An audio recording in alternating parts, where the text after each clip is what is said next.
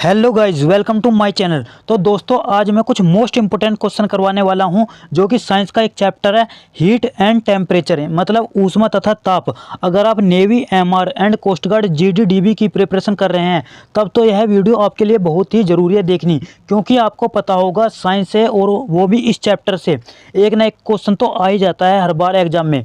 अगर आप किसी भी कॉम्पिटिटिव एग्जाम की प्रिपरेशन कर रहे हैं, तब भी यह वीडियो आपके लिए बहुत ज़रूरी है देखनी, क्योंकि आपको पता होगा हर एग्जाम में जनरल साइंस आती है। चलते हैं फर्स्ट क्वेश्चन की तरफ। तो फर्स्ट क्वेश्चन है 1 कैलोरी बराबर, यानी कि 1 कैलोरी में 4.18 जूल होता है। तो ध्यान रखना दोस्तों, तो 1 कैलोरी में कितने जूल होते हैं? 4.18, मतलब 4.2 जूल। तो दोस्तों ध्यान रखना, 1 कैलोरी में 4.2 जूल होते हैं। नेक्स्ट,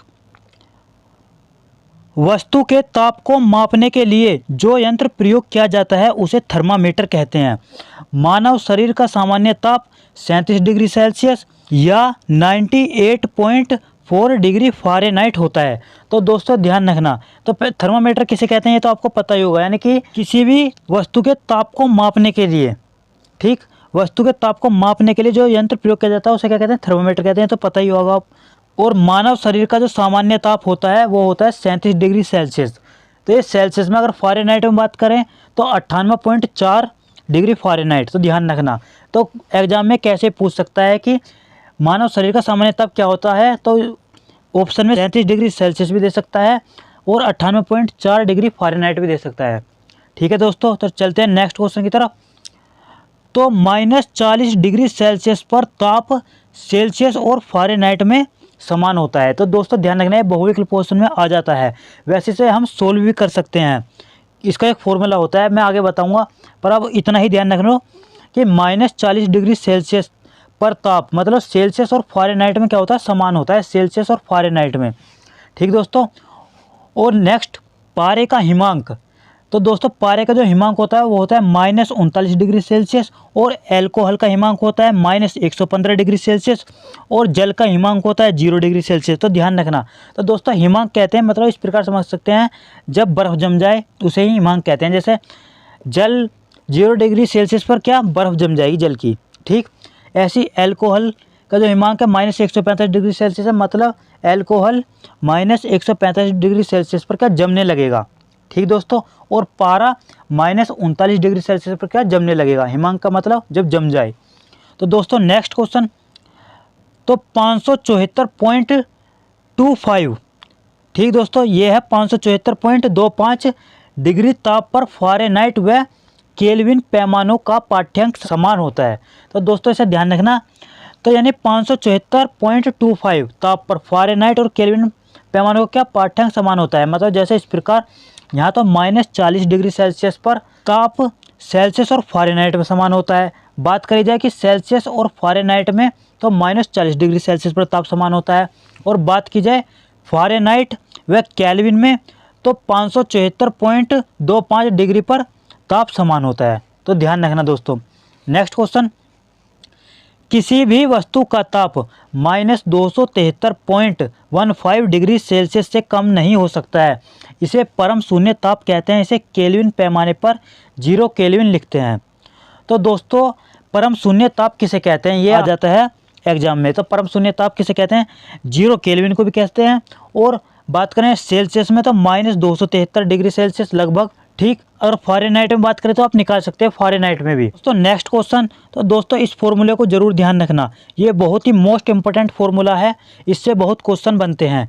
तो दोस्तों ये फॉर्मूला, यानी कि यहाँ दिया है सेल्सियस और यहाँ है फ़ारेनहाइट, F का मतलब यहाँ है केल्विन, यानी C/5 बराबर F-32/9 बराबर K-273/5।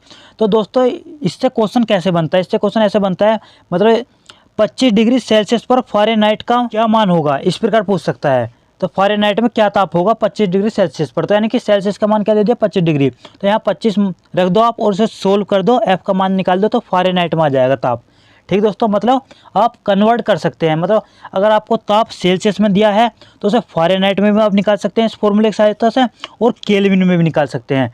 तो मतलब इस फॉर्मूले से आप ताप निकाल सकते हैं फ़ारेनहाइट में, केल्विन में या सेल्सियस में। ठीक दोस्तों, तो इसका फॉर्मूले का यूज बहुत होता है, इसे ध्यान रखना। नेक्स्ट क्वेश्चन, पायरोमीटर से सूर्य का ताप को मापा जाता है। सूर्य का ताप 10⁻7 केल्विन होता है। तो दोस्तों ध्यान रखना, तो सूर्य का जो ताप होता है वो पायरोमीटर से नापा जाता है, ठीक। और सूर्य का ताप कितना होता है? 10⁻7 केल्विन। नेक्स्ट क्वेश्चन, फ़ारेनहाइट तापमापी में जल जमता है। तो दोस्तों इसे आप सोल्व भी कर सकते हैं उसी फॉर्मूले की सहायता से। मतलब जैसे ये फॉर्मूला C/5 बराबर F-32/9 बराबर K-273/5। तो इसका तो यूज होने वाले है नहीं, तो इसे छोड़ दो। यानी कि इसने पूछा है फ़ारेनहाइट तापमापी में जल जमता है। तो जल जमता है तो 0 डिग्री सेल्सियस पर जमता है, यानी कि 0 डिग्री सेल्सियस, यानी यहाँ 0 रख देंगे upon 5 is equal to F-32/9। ठीक दोस्तों, F-32/9। तो फ़ारेनहाइट में पूछा है तो इसका इसलिए यूज़ नहीं होगा, इसे छोड़ दो, बस इन दोनों को सोल्व कर लो। तो ऊपर 0 है तो मतलब ये बन जाएगा 0, 0 में 5 से डिवाइड करेंगे तो 0 ही हो जाएगा। और इधर F-32/9। तो दोस्तों 9 जो वो भी मल्टीप्लाई जब 0 से होगी तो ये भी 0 बन जाएगा। इधर क्या बचेगा? 0, इधर बचेगा F-32। और जब 32 को इधर भेजेंगे तो ये प्लस का हो जाएगा। मतलब F इज इक्वल टू क्या आ गया? 32। तो फ़ारेनहाइट का मान क्या आ गया? 32। मतलब F का मान 32 आ गया। तो ऑप्शन ए राइट आंसर, ठीक। तो मतलब 32 डिग्री फ़ारेनहाइट पर जल जम जाएगा।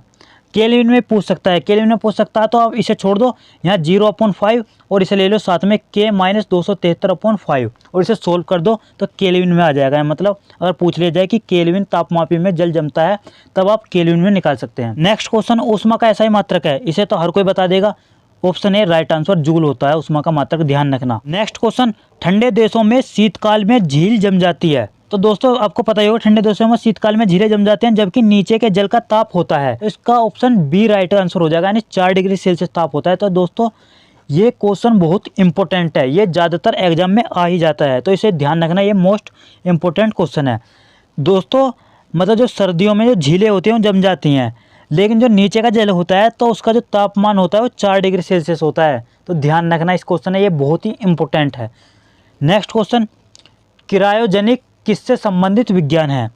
यानी उच्च तापमान से संबंधित है, या घर्षण और टूट फूट से संबंधित है, या निम्न तापमान से संबंधित है, या क्रिस्टलों में वृद्धि। तो इसका ऑप्शन बी राइट आंसर हो जाएगा, यानी कि निम्न तापमान से संबंधित है क्या? क्रायोजेनिक विज्ञान। तो दोस्तों ध्यान रखना, क्रायोजेनिक विज्ञान जो है वो निम्न तापमान से संबंधित है।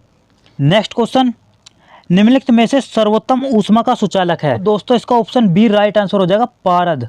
तो ध्यान रखना, पारद जो होता है वो सर्वोत्तम ऊष्मा का क्या होता है? सुचालक होता है। नेक्स्ट क्वेश्चन, निम्नलिखित में से किसके द्वारा निम्नतम तापमान मापा जाता है? तो दोस्तों इसका ऑप्शन ए राइट आंसर हो जाएगा, एल्कोहल थर्मामीटर। तो जो एल्कोहल थर्मामीटर होता है उससे निम्नतम तापमान मापा जाता है। तो दोस्तों इसका ऑप्शन ए राइट आंसर। तो यही थे कुछ मोस्ट इंपोर्टेंट क्वेश्चन। अगर आपने यही कर लिए तो इस चैप्टर में से इससे ज़्यादा क्वेश्चन तो नहीं आने वाले, इससे बाहर तो कोई क्वेश्चन आने नहीं वाला है। ज़्यादातर जो मैंने क्वेश्चन कराए हैं इस चैप्टर में से यही क्वेश्चन आते हैं। तो दोस्तों अगर आपको वीडियो अच्छी लगी हो तो please like share and subscribe कर देना, और नेक्स्ट वीडियो का नोटिफिकेशन पाने के लिए बेल आइकन का बटन को भी प्रेस कर देना। तो दोस्तों मिलते हैं नेक्स्ट वीडियो में। थैंक यू दोस्तों।